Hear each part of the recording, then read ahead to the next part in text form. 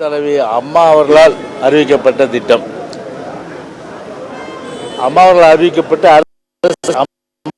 திட்டம்.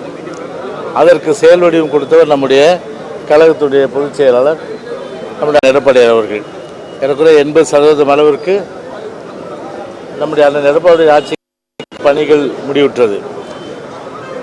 மீதி 20% பணிகள் அந்த ஆளும் இந்த ஸ்டாலின் மாடல் அரசாங்கம் மெத்தனமாக இந்த பணியை மேற்கொண்டு உடனடியாக நிறைவேற்றினால் அனைத்து இந்திய அண்ணா திராவிட முன்னேற்ற கழகத்திற்கு நற்பெயர் வந்துவிடும் என்ற காரணத்திற்காக அதை கிடப்பிலை போட்டு 3 வருடம் கழித்து அதை எனவே அதற்கு உண்மையான காரணம் அம்மாவும் அதே போன்று நம்முடைய எடப்பாடியார் அவர்களும் தான் அந்த திட்டம் நிறைவேறுவதற்கு. எனவே அந்த வகையில் பார்த்தீங்கன்னா இந்த கூட்டத்தை பொறுத்தவரை அதாவது அத்திக்கடவு அவிநாசி திட்ட விவசாயிகள் கூட்டமைப்பு. இந்த விவசாயிகள் கூட்டமைப்பு என்பது எல்லா கட்சி சார்ந்த விவசாயிகளும் அதில் இருக்காங்க. அதுக்காக போராடினவங்க, அதுக்காக சிறை சென்றவங்க, உண்ணாவிரதம் 50 ஆண்டு கால கனவு திட்டம் இது. எனவே அந்த வகையில் அந்த திட்டம் எல்லா கட்சியை சேர்ந்த விவசாயிகள் இருக்கின்ற காரணத்தினால இதில் ஒரு அரசியல் கலப்பு இருக்கக்கூடாது என்ற வகையில் தான் இது அந்த கூட்டமே நடைபெற்றது. விவசாயிகளால் ஏற்பாடு செய்யப்பட்ட அந்த கூட்டம் நடைபெற்றது. எனவே அந்த வகையில் தான் இதை பார்க்க வேண்டும். எனவே அந்த வகையில் அதான் நான் அந்த கருத்து சொல்ல முடியும்.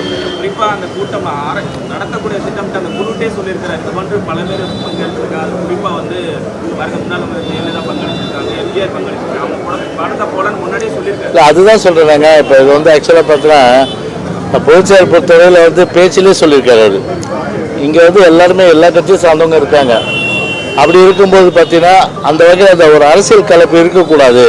அது முழுக்க ஒரு விவசாயிகளால் ஏற்பாடு செய்யப்பட்ட ஒரு கூட்டமைப்பு, விவசாயிகள் கூட்டமைப்பு ஏற்பாடு செய்த இது அனைத்து இந்திய அண்ணா திராவிட முன்னேற்ற கழகம் செய்யலை. இந்த நிகழ்ச்சியை பொறுத்தவரை பார்த்தீங்கன்னா முழுக்க விவசாயிகள் கூட்டமைப்பு ஏற்பாடு செஞ்சது. கூட்டமைப்பு சர்வ கட்சி, எல்லா கட்சியும் அதில் இருக்காங்க. அந்த வகையில் இந்த கருத்தை நான் சொல்ல முடியும். என்னங்க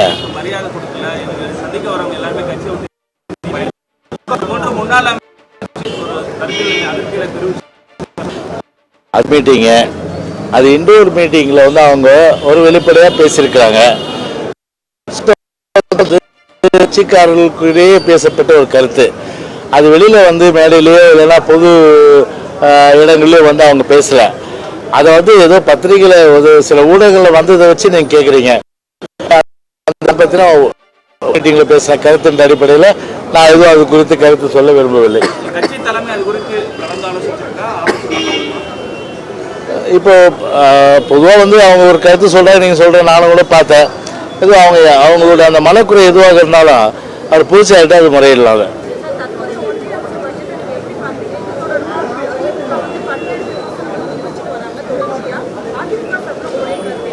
அதுதான் பொதுச்செயலாளர் சொல்லிட்டு.